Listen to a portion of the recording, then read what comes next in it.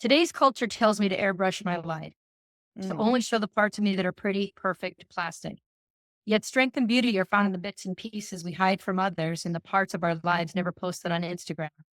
Only what I share is imperfect in me. Will you share what is incomplete in you so that together we peel away the veneer of perfectionism to reveal what is real and true, proclaiming all of our bits and parts worthy and valuable.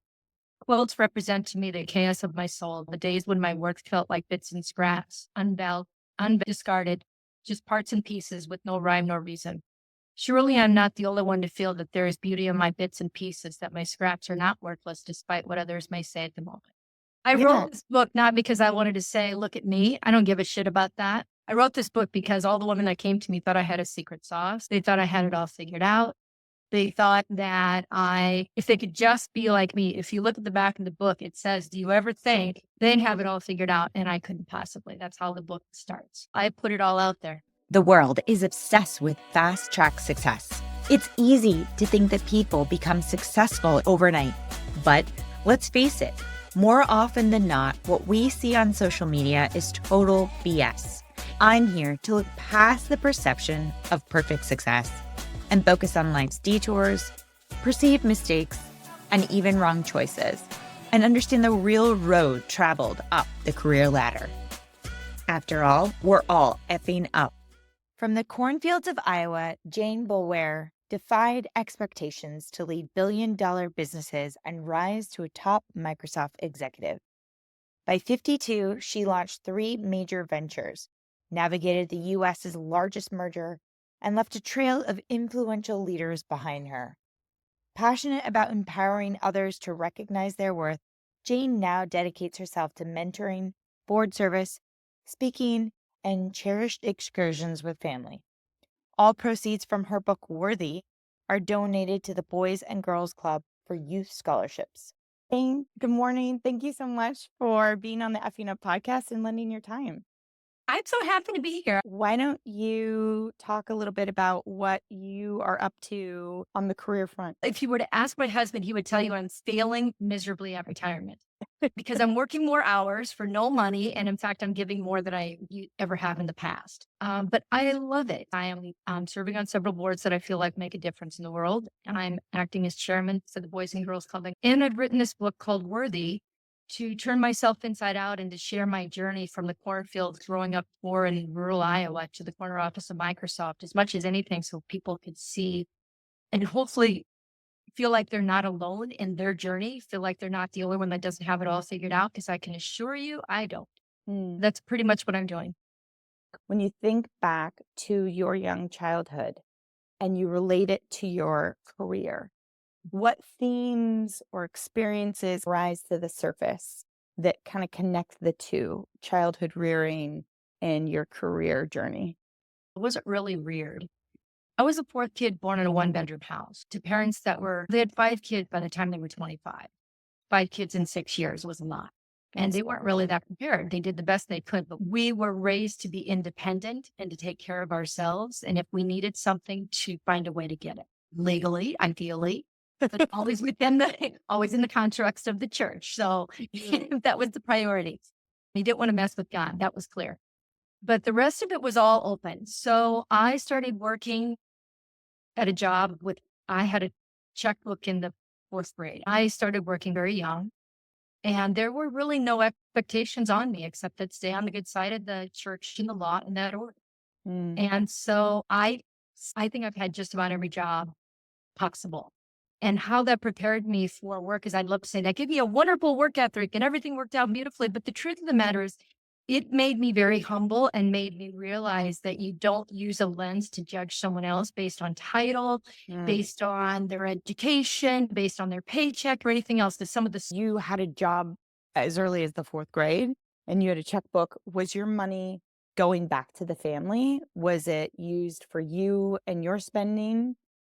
That's a great question. All of us kids went to a Catholic grade school because in my town, the Catholic grade school was like 5 times the size of the public grade school. But you had to pay your own tuition. And you bought your own clothes. So in that way, was it given back to the family? It was used to Yeah. support what I needed. Yeah. Mm. And I bought a horse when I was in the 4th grade, 5th grade for $200. And then I had to feed it. I had to pay the rent for it. Mm. You've referenced the church several times, and obviously that was your education. I'm curious if the church was a positive place for you, and has it remained positive? I mean, it was such a part of my life. It seeped into everything that was my childhood Mm. in generally a pretty positive way back then. And there was a lot of beautiful shared things. As I have gotten older and the Catholic Church has taken on some different beliefs that are not aligned with who and what I'm about, I am very filled with faith, but that religion is not serving me so much anymore, unfortunately. I asked that question because I was raised pretty religiously, went to religious school, and I've had my own journey with it. And I would Yeah. say exactly how you just capsuled where you are now. That's where I I am miss as the well. community of that. For sure. I do. I met some of my Mm. best friends, and some of the great things in my life have come as a part of belonging to a shared community of people. Yeah. Community is something that we've, as a society, grown away from, but we're all yearning for. So it's quite interesting. It's my life. Yeah. I dedicate the book to my family by blood and by choice. Mm, And I moved away from my family by blood pretty young, mm, 18. And I have a beautiful community, a beautiful family, but it's been because it's been intentional. And I do think it's partially because of the faith in the church that I had, being part of such a small farming community. It just is part of who and what I am. As you were growing up in your teen years and considering adulthood and what that would be like, how did that look? Thinking about adulthood, were you thinking about education? Were you thinking about staying in farming? Did you have, That is so funny. I have a chapter in my book called No Directions Not Included. There mm, was no conversation. We didn't watch TV. We didn't watch the news. There was no world outside of my community. I didn't see a town of 100,000 people until I was 16 or 17 or something. So it wasn't until a gnarly old nun pulled me aside in high school one day after class and said, Jane, what are you doing when you graduate? And I was like, I know that I don't want the life that was before me, my mom and others had for whatever reason. I knew that was not for me, but I did not have a line of sight to where what the other looked like. So the neurological nun listened to what I liked and science and being outdoors and all that. She says, you should get a degree in forestry. Now, keep in mind, this is Iowa. There's 4 trees in Iowa. So that was interesting. And then she did something which differentiates her from other people. She said, there is a scholarship for $320 that you could apply for, and I'll help you. And I applied for it. And winning that scholarship wasn't just the money, which was at the time significant to me, but it was proof that someone thought I could do something mm. that was not expected, not part of my life, not part of my family. And that opened doors and I ran through it. I left for college before my parents knew I was gone. Interesting. It's curious that you knew you didn't want it, that Oh, life, because a lot of kids, I think, are just conditioned to be like, this is my reality. This is where I'm at, like just autopilot. When you think about your siblings, did they stray from that life as well? Or, my brother became an engineer at Iowa State. My sister was going to go to school. My dad basically said no. I have a brother that took over my dad's business, laying carpeting. So everybody pursued a different path. But like I said, we were very independent. So dad, when I told him I was going to college, he snorted and laughed, more because I think of the degree and the fact that our family didn't really do that. And that's not an expectation. But he also was like, if you think you can make it happen, did he think you'd be back? I don't think he thought about it. Interesting. No, I don't think he thought about it really. No, I don't think he thought, no. There's one thing my family knew about me is if I said I was going to do something, I did it. I had 4 jobs to support myself. I swore 2 things, 3 things actually. I swore I was going to have a different life than the life that I had grown up with. Mm. I was never getting married and I was never having children. I got married my junior year of college. Yeah. Got 2 boys, by the way. Best decision I ever made after saying no for quite a few times. And I did get a degree in forestry. But by the time I was a junior in college, I knew that's not what I wanted my job to be because I had taken summer jobs like at Swan Lake State Park and different things. And And the people that I was working with had been in the same job for many years. And I knew I wanted to stretch more. I wanted something different I'm curious why the nun suggested forestry to begin with. because it was outdoors. I was smart and I got a chemistry scholarship. I liked biology. It was the sciences. Mm. She knew I wasn't going to be a teacher because I am not that person. God Like, bless her. She knew your strength. oh God, girl, you got to go far from here. That forestry is going to get you there. I don't know, but it resonated with me. But you also have to think, what was her exposure to knowing what was out in the world as well? She only knew what she knew. And she was like, oh, I know about forestry. Seems Maybe. to be a good path. She was amazing. She was a force to be reckoned with. Okay, if she says I can do it, she's like a direct line to God or something. Like Yeah, yeah. it was That's really fantastic. empowering to have someone believe in me Mm. and ask where I wanted to go or what I had thought when others didn't. Did you feel lost when you entered college? So it was a huge campus. So I was lost in some ways, but the forestry department was really small. People were it's Iowa. They're just so friendly and so nice. But it opened my eyes to things I did not know. I just didn't know. Right. Like my friend, first of all, she was from Arizona. That was like a world away. And her parents would come visit her, which blew my mind. My parents didn't come visit me. And they'd go to a restaurant and invite me. And that Wow. just was a new experience for me. Those were all new things. And it was uncomfortable. It was frightening. I was scared. Sure. I would find this restroom in like the bowels of the old dormitories just to sit there to get quiet time because that's where I find my center. It took me a while to find my center. Until I did, I was lost. How did you meet your husband? His grandma and my grandma were friends. My mom and his mom had sleepovers at each other's house. His older sister was a good friend of mine, and she introduced me to Scott because we used to have to take him on his dates before we could go have our own fun. And I don't even know when I met him. Don't know. He's been in my life forever. Our first date was May 9th, and that's what we celebrate. So did you go to college together? No, he was a year behind me in school. He went to a different college, and we got tired of hitchhiking, and so we got married. Let's go back to you pivoting away from forestry. How did that happen? I went to the dean of the college, Dr. Stephen Jungst, and I said, I don't want a job in forestry. What do I do? He said, you should get an advanced degree, a master's degree, which was like, he started talking career and I You're was like, I talking just did this in job. college. What? I'm like, I can barely, literally, I'm like looking under the cushions to get money. My husband and I don't have much money.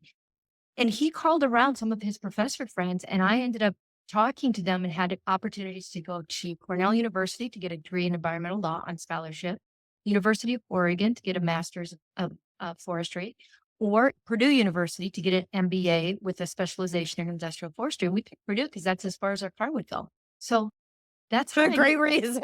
I'm telling you. And everything else seemed like just such a world away. It didn't even seem like it was real. Yeah. And that's why I went directly from undergrad to graduate school in one of the top 10 MBA courses in the United States that required a 2-year degree and catered to engineers, which I didn't have 2 years of work experience and I didn't have an engineering degree.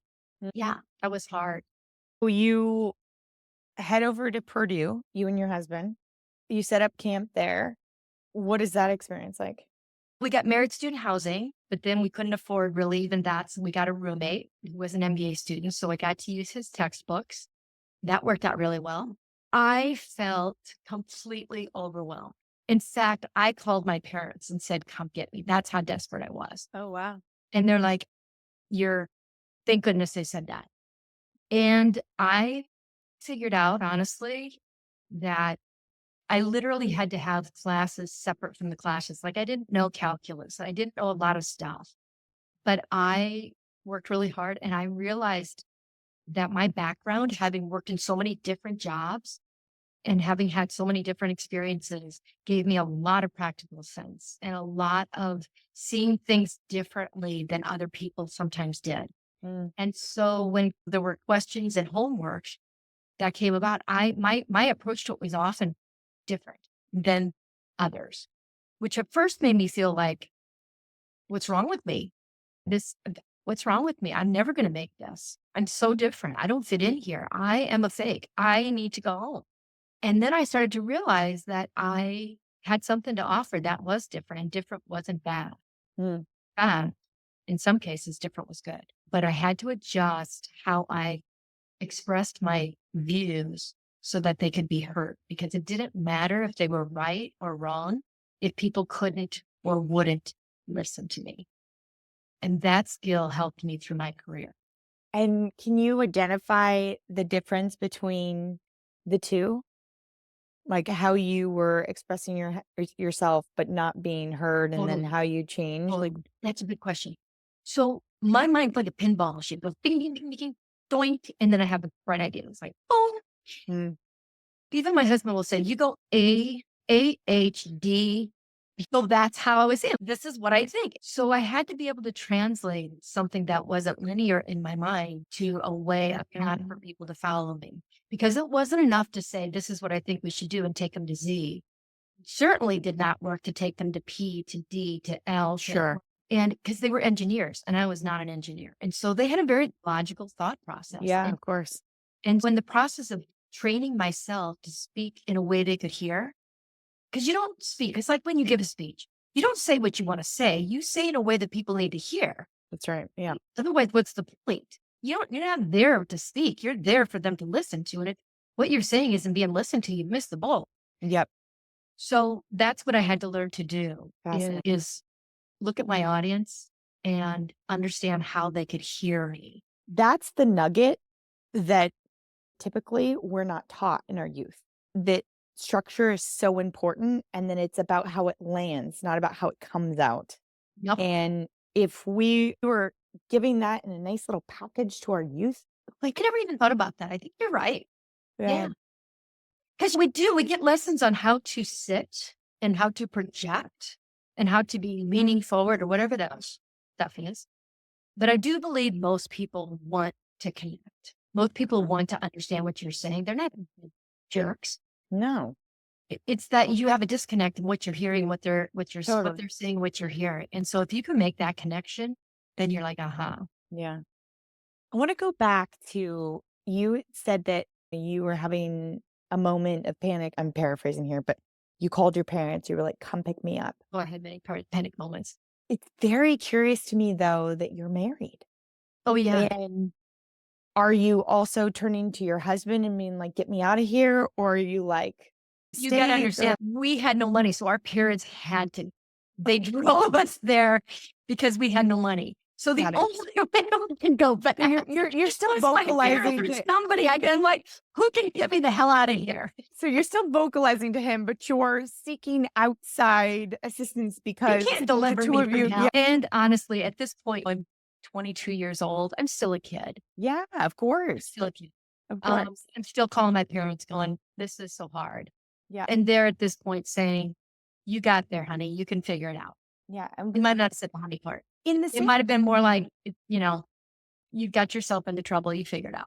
In the same theme of fucking up, can you imagine, put yourself in your parents' shoes? They're probably like, what the hell are we going to do? We don't even know what she's doing. Moving back here. We're going to pick her up, and what are we going to do with her? She's going to be bored and miserable here. We got to tell her to stay. Like, no, they're like, she's not moving in with us. What does she expect me to do? And at this point, it's long distance, which costs money. We're like, yeah, we got to go. Oh, gosh. Okay. So, but by the way, that was the right answer. Oh, sure. Sometimes the right answer is to just say, you got this. This is the hard part of parenting. My kids are still young. My oldest is 7, but like to know when to keep pushing your kids versus pull them back in. There is no manual. How do you know? And your parents, like, it doesn't. They chose right, but I'm sure they had their own struggles. Like after they hung up the phone, there's no doubt they had to have some sort of conversation where they're like, what should we do?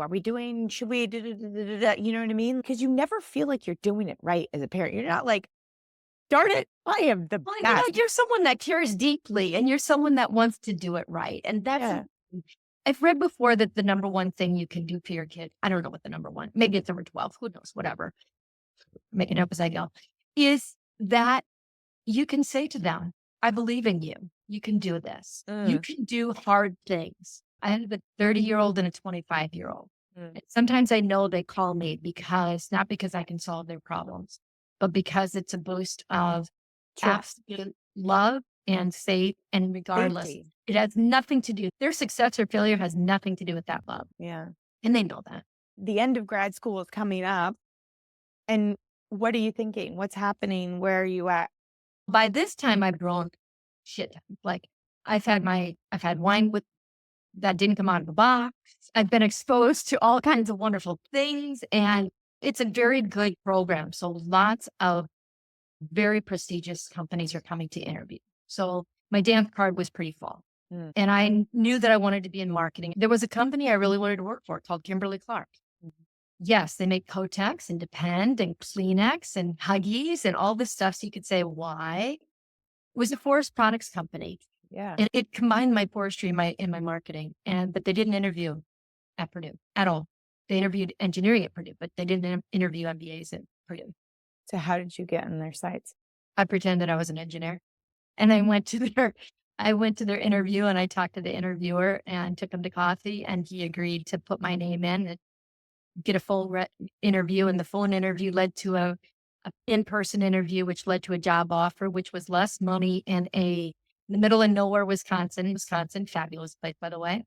And so my husband said, you've got to be kidding me. We have a job with Clorox in San Francisco and all these other companies, and we could do so many other things. And he was wonderful. He's, you know what? If there's all these guys selling Kotex that are that excited about what they do, it must be a great place to work. So we went there. So you packed up the same car that got you to Purdue, or have we gotten a different car? No, at this point, we had used a student loan and bought a different car. And we right in high now. Indiana to Wisconsin. I don't know how much further. The car before then cost like $200. It was my brother's, and it was a hand-me-down from him and a hand-me-down from the person for him. So fantastic. I think by the time I got rid of it, the wheels were square. This is arguably, Kimberly-Clark is your first corporate job. How did that feel when you walk in? Well, I went with my aunt to go buy a suit. I was going to ask if you remember the outfit. I was such a dork. Oh my gosh. It was literally it was a pinstriped business suit. Yeah, it was. And it had one of those bow tie thingies on it. And it was blue shirt underneath, blue pinstriped, and was straight like a pencil skirt. And I didn't know how to wear high heels because I just was such a tomboy. I have Barney Rubble feet, they're square. And I just was so uncomfortable. And it was the best group of people. It was such a great place to go. It really was. But I encountered someone my first week there when I drove to orientation with this guy, and I ran out of gas, and he was just a total jerk in my book, I call all the jerk men's in my book kids, because he was my kid. He was my nemesis. He was one of those people that not only does it lift you up, but they tear you down and then they step on you as best they can. That was my memory of him anyway. And so tell me about Kent that first week and what happened. I ran out of gas. You ran out of on gas. The interstate in the car. And he's basically lit into me like, are you kidding me? You can't even keep track of the gas in the car. And we're going to orientation. And what the hell? And basically one of these, what a fucko you are. I was still really small town. I'd barely driven on the interstate. It was nervous as heck. It didn't have an indicator light. So the cost to keep your gas always topped off. You're not raking in the dough. Obviously pulled over, and I looked back on the highway and I saw an exit, and I literally went up the embankment and over the little fancy thing. And there was a gas station, and I was like, I need gas. And the guy's like, where's your container? I said, I don't have one. He said, I don't sell them. And I was like, oh my gosh. So I explained to him, new job, going to orientation with a Kent. I'm just going to use that one. He's up. Got you. Let's go. You know what he did? His name was John. And he said, he literally looked at me, and he got from his pickup truck a gas can, and I filled that. And he said, you need it more than I do. Good luck to you. And I filled it full of gas and confidence. And I went back in and filled the car, and we made it before the donuts were over for orientation. Wow. Did you struggle feeling like an imposter in that first job? Often. I felt unworthy, unprepared, unable, unsure, unpowerful, uncourageous. And a lot of my journey was about overcoming the ends so that I felt worthy. So did I have imposter syndrome? It's why I wrote the book. When you look back at your days at Kimberly-Clark, what are some of the challenges that you face? And do you have any examples? Yeah. Two things. One is I felt like I had to do it all on my own. I felt because that's the way I was raised. You don't ask for help. You don't acknowledge that you don't know. You figure it out. You work hard and it happens. You just find a way. And that was a big mistake. And in the process of doing that, I created this shell around myself that wouldn't Mm, see how broken and scared and unworthy I felt. And the way that manifested itself is I became believing as believing. And that just got out of control because it was my only way. It was unhealthy, true, but it was my coping mechanism. It was an unhealthy coping mechanism, which lots of people have, whether it's alcohol or drugs or sure. this. And it became to the place where I was filled with so much shame and uncertain fun. I call it FUD. Mm, Fear, uncertainty, and despair. My FUD got so bad that I didn't want anybody to see it. And the more that they didn't see me, the more I struggled until finally I said that I'm broken and I acknowledged that I was broken. And I went to Overeaters Anonymous, a 12-step program. And it was interesting because at that point I was like negotiating with unions and such. And the people that were at OA, some of them, the people that saved my life were union members that I was thinking couldn't help me. And they did. that's a lot to overcome. Probably more than you wanted this time in this interview.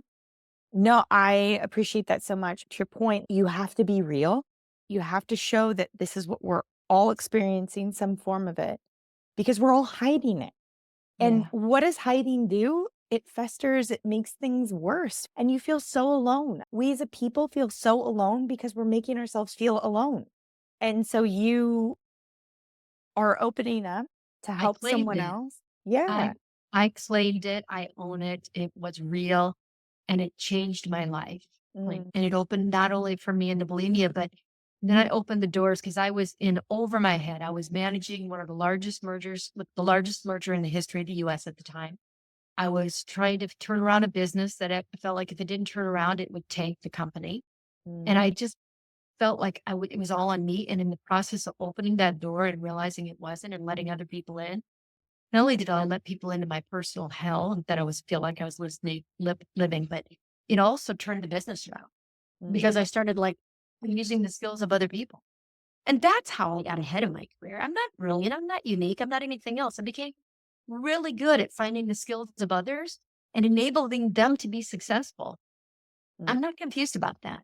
You were at Kimberly Clark for 17 years. That's a long run. But in those days, that was normal to pick a spot and stay there. The other shit, I worked in South America. I worked on a largest merger in the history of the US. I worked and built a couple $1 billion businesses that didn't exist. I mean, yeah, I had a hell of a career at the same place. That's not Mm. bad. Yeah, no, not bad And at I all. And loved that, the people. And the only reason I left is because Scott and I decided we were getting fat, dumb, and happy. And we swore we would never do that. Afterwards, after we moved, we're like, was it so bad to be yeah, comfortable? why do Anyway, we and that, mix things up? Was it hard to come to that decision though? oh, Microsoft recruited me for months before I said yes. And then took the interview and ultimately said yes to moving. They sent my kids Xboxes, and that was what really, I kid you not. I was like, Be like, my husband said, you really? have got to figure out what's going on. Either tell them to go away or go talk to them. That Hilarious. was brilliant, actually. That is brilliant. It's Yeah. brilliant. Was it hard? We had great friends. Our kids were doing really well. Mm, I had opportunities locally. Things had changed at Kimberly Clark, and it was not the same Kimberly Clark. And sure. I was not feeling comfortable and not really going to do well in the environment that was still there. Mm. And it was time to do something different. I think we both agreed it was time. That's something that I feel people struggle with, this understanding that there truly are seasons, a time and a place when you fit really well with the company fits really well with you, but due to change, your time is up, the company's time with you is up, and that's okay. It doesn't That's mean that okay. you're not still able to Not bring failure. value. It's just another time, another place, another thing. Keep it What- moving. The assumption is that leaving is bad because what you're going to is unknown, but Right. you it could be at the door slapping you in the ass because you've been meaning to go for a long time because it needs to propel you forward. That's right. But it was scary. On the topic of moving, not just jobs, but moving like complete locations, when you have a family and an environment built up and you've got kids Yeah. and you're making a decision that is completely going to disrupt all of that. Yeah. And you're moving to Seattle. Did you know anyone in Seattle? Were you starting completely from scratch? What was it like, not just to start in a new opportunity career-wise, but to start in a completely different life in every sense of the word, because you're Oh, and new industry, new location, new everything. Didn't know anybody. And a new culture. It was the culture that kept me at Microsoft. I was very naive. I went from a very Midwestern, nice culture, very competitive, but the competition is out there, to a company that was very competitive, full of brilliant people who genuinely wanted to change the world and arguably were, but was a culture that ate its young. They dipped me in chocolate and had me for breakfast. It wasn't pretty. And I did not do well there, in that I was considered a very successful and accomplished marketer. I was like on the cover of magazines. I was on all these boards. I was doing all these things in marketing, and that's why they recruited me. But the culture was such that if you didn't come up from within Microsoft, what you did outside the walls of Microsoft didn't matter. And so the things that did matter in the culture, I didn't have. I wasn't technically astute. I wasn't cool. I was very uncool. I wasn't the things that they look at as someone that represents success, and it did not go well for me. You say it didn't go well for you. You didn't do well there. You were there 12 years. So is this perception or is it reality? It's reality. Good question. For the first couple of years, it was like I came in as a butterfly and I got squished back into the shell, like an ugly, squishy moth, and in my little cocoon, because I tried to be like them. I gave up the things that got me success. I started to talk the jargon. I started to dress like them. I started to give up the things, including myself, that were true to me and made me successful. And in the process of doing that, I didn't appreciate and understand there was not a damn thing I could do that was going to make it okay in that culture for me. And something happened that's again in the book, because I put all this in there, and I was ready to leave. And I had a skiing accident. I broke a leg very severely, so severely that I walked on a broken leg for a year without anybody really knowing it, because it was so broken and they didn't put it together right. And it's a long story. And I physically, emotionally, and everything else was pretty broken, and didn't have the confidence at that point anymore to leave. So in the process of being unable to leave and not being qualified for different jobs, I took a demotion against everybody's recommendation. All my friends, all my peers, all my support system said, don't take this demotion. You have worked your entire career to be one of the top executives at Microsoft. You are a nutter to take this demotion. Leave. But I didn't feel like I could. And I took the demotion, and then I spent time thinking about it, and I decided, okay, I'm foolproof. I'm going to do it my way. I am going to lead the way that I lead. I'm going to be the person that I am. I'm not going to try to look, dress, or act for anyone else. And I took a role and created a team, and we kicked ass for the last 8 years that I was there. Absolutely blew away the results, and have just amazing people. Did you feel like you lit up just now, a passion exuding? Did you feel that way in the moment, or did you still feel like, I'm gonna get in trouble because I'm acting my way, I'm doing this, No, I started flying my fuck you flag again. I completely lost it, and I found it back. And I went into the first meeting and said, I am managing the Windows business. It's $1 billion business, and I don't know what Windows is. I had to go to howitworks.com over the weekend and read up on what an operating system is. I don't know the technology. I don't know the business. I don't know the partners. I don't know anything about this, but I am really good at business. I'm really good at talent and finding great talent and making you the best. I promise I will get to know you and remove the barriers to your success and figure out how we can come together, and we will make this happen. And I will take the arrows for you. You take the hill, I'll take the arrows, and we're going to make this happen. And they carried me on their shoulders for so long until I learned. And this was in the demoted role? Yeah. It's ironic. It is not, it's ironic. You were Yeah. getting all of this counsel to not go this direction and do this thing. And you were just like, I can't do it anymore. This, arguably feels like the easier way out. And right now I need easy. Yeah. And then you soared. I soared with my team. I soared with the results, but the echelon of people above me still were like, she's a fuck up. Like, to your point, you waved your fuck it flag. I can't believe You're like, I don't know. Mom, I'm sorry. either deal with it or give me severance package, whatever you want to do. I didn't want to leave it. And what it did is it enabled me to finally, so I have a thing I call my yardstick for success. My entire life, I feel like my yardstick for success has been a little bit different.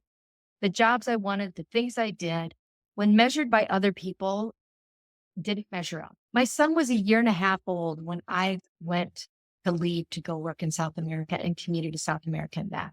That's brutal. And I would meet other women. They're like, I could never do that. I can't believe you do that. And it felt like judgment.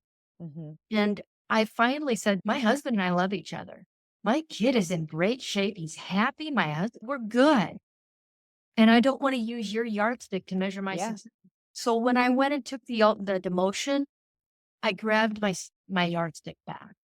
And that was really freeing. And it took me a while to build the confidence back up. It didn't happen overnight. It wasn't like that. Because the people, when they heard me say those things, they're like, yeah, I've heard people like you before. I'm staying in the bunker. So it was a matter of us learning to trust each other. What made you decide to leave Microsoft when you left? 2 things. I had created a team, and we did something they didn't think could be done that turned out to be super successful. And the more successful it became, the more scrutiny I was getting from the echelons above. And I was back in a vice. And I had taken a sabbatical, which I'd never done. I had literally never in my entire life not worked. And I took off time to do that. And then I went back to work. And my husband said one day when I came home from work, shortly after I went back, he said, I can't stand it, Jane.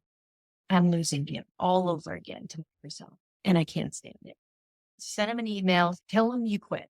Don't make it nice. I don't care. I want you back. And I can't stand to lose you again. And I think my answer was like, yeah, I'm going to go change what's for dinner. Because I was just like, and then I thought about it, and I was at a meeting and we were doing another business review and practicing something that wasn't going to happen for 5 more months. And I thought, I'm making the wrong choice. And it's time for me to reset my GPS to a different direction. So I texted my boss. It took me almost no time it took me 30 minutes to tap out of a 30-year career. Wow. Did you have any feelings of remorse after doing that or anything? Or was it? Oh, I felt like a crash test dummy. I felt like I'd been going 100 miles an hour and I hit a brick wall and I didn't know what to do with myself. I actually had a friend who left Microsoft, and she said it took her, which I mean, I'm talking about Microsoft. I think this is true of a lot of companies. She said it took 6 months to detox all that negative, all that toxicity, to be truthful. And I didn't know how to slow down. So I kept getting up at 5:30 in the morning. I kept working out from 6 to 7 so that I would be ready to face the day by 7 o'clock. I kept mentoring people, and I did a lot of that. But slowly I started to peel back the onion and found different people and different friends, and additional friends, I should say. And you have a book and you can tell you're passionate about it. Yeah. But I'm curious if you also have any of the flip side. I don't want to list feelings or emotions because I don't want to lead a horse to water, but do you have any? Oh, it's scared out of my mind. Are you kidding me? I shared my bulimia. That was a shame, and that was a secret I shared with not a lot of people. I shared all the truth about how I messed up, because people see me and they're like, oh, Jane, she got her shit together. She was corporate vice president of Microsoft. She's chairman of the board. She got her shit together. This book will show you that I most certainly do not. And I put it out there. And so the biggest fear was the people that know me would judge me. And it's been really nice. Some people haven't responded at all. And some people have been very kind. Most people, 90% of the people have been like, I cried. I snorted laughing. I related to you so much. I did not know how much I related to you. My son read the book when it was almost done and I was lagging. I'm like, I don't know if I'm going to finish this or not because am I going to do this or not? And 2 weeks after he read it, he called me up and he said, Mom, I'm having a bit of a panic attack. I am so unprepared for this meeting. That gotten promoted. I'm meeting with my bosses. I'm not good enough. I don't know what I'm doing. And I talked to him and he said, Love, I would never have called you if it weren't for your book. But in reading your book, I know that you've been where I'm at. I know you can relate to me and I can relate to you. So thank you. And I thought that was why I finished the book. That made me emotional. That's really cool. So I'm like, if that is how people take it. For sure.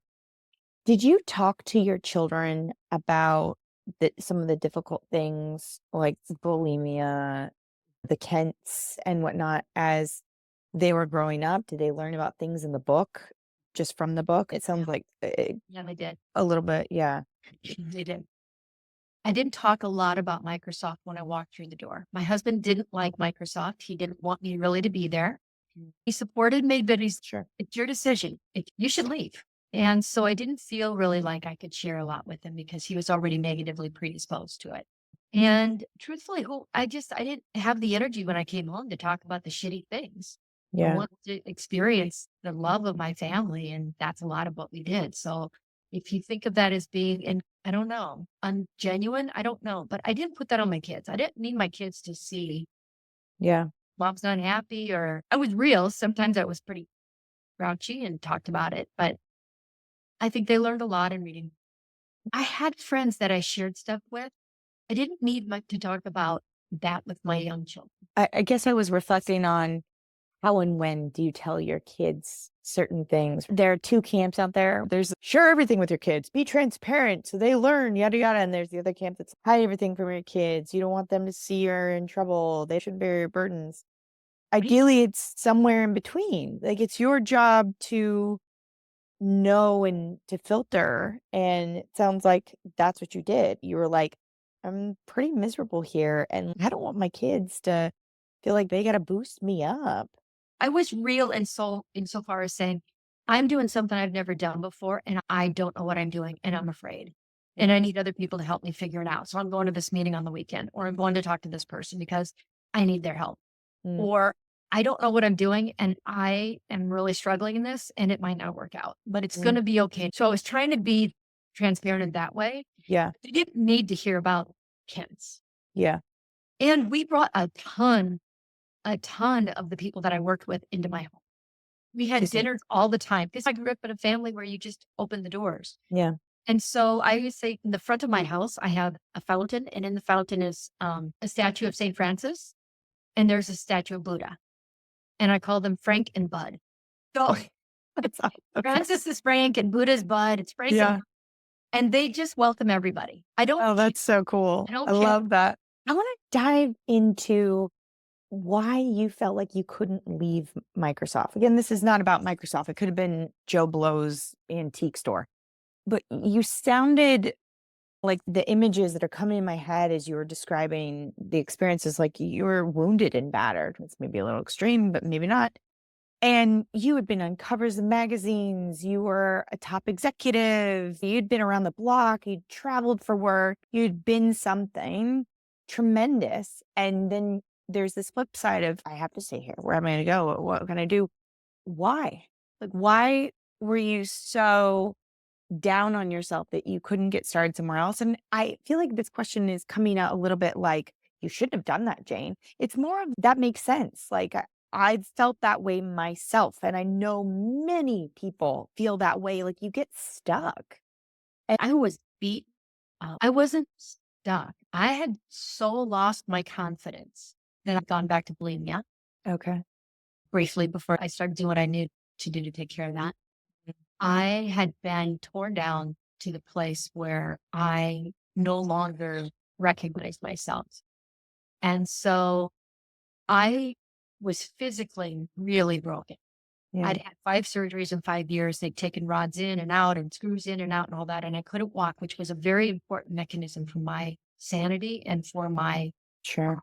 And I went to work for a place where I just really felt beaten up. And you got to understand, by this point, I come from nothing, from the cornfields of Iowa, and I really genuinely believed if they just gave me another chance, I can prove myself. I can do this. I can do this. My family's doing really well. They're happy. I just have to do my job. And if I do my job, surely this is going to work out. Mhm. Took me a while to realize when that didn't happen, oh shoot, now what do I do? Because I no longer like the person I see in the mirror because she's not the person that I spent my life with that accomplished things. The pathways forward. I interviewed for a job as chief marketing officer for T-Mobile and Starbucks, local, wouldn't have to relocate. And I just couldn't get the giddy up to do it. So it was really me doing some deep work to figure out what was it that I wanted to be. And when I took that demotion, I didn't know that I could be successful. And I was really clear what I said to you when I said they carried me. My team helped rebuild me. And in the process, I made them great as well. Mm. But it was a mutual thing. Did the concept of the demotion seem like a pressure release valve in a way? I can see where you would say it should have been. It felt more like a validation that I wasn't good in some ways. Mhm. Well, it was a relief valve when I decided the approach I was going to take in that role. That was the relief valve. Mm. I literally reached for my clothes that first day and I decided which clothes to wear. The ones that had the labels on them that didn't feel like me, or the ones that had the labels and the things on it that did feel like me, that maybe I would be judged as not cool or whatever. That's when I felt at least. Fascinating. If you could go back and have a conversation with your sub 20-year-old self, what would you say? You're worthy. You don't have anything to prove. You're worthy as you are.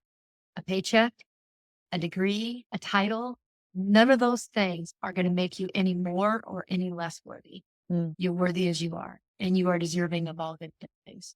I have some rapid fire questions. How do you define success? I define success by, am I using the gifts I've been given to the best of my ability and not helping other people do the same? What was your dream job as a kindergarten age child? To be a cowgirl. And what did that mean to you to be a cowgirl? I could live on a horse in the mountains, and I probably never would come off the horse. What 3 words would you choose to describe your career? Stretch, friends, courageous. I'm so glad that you reached out and let me talk with you today. I'm glad you did this podcast. Thank you. I'm grateful that you lent your time. Thank you for listening to today's episode of Effing Up. I'm your host, Deanne Reiner. If you enjoyed today's episode and you'd like to help support the podcast, please subscribe on the platform you use to listen to podcasts. Share Effing Up with others, post about it on social media, and/or leave a rating and review.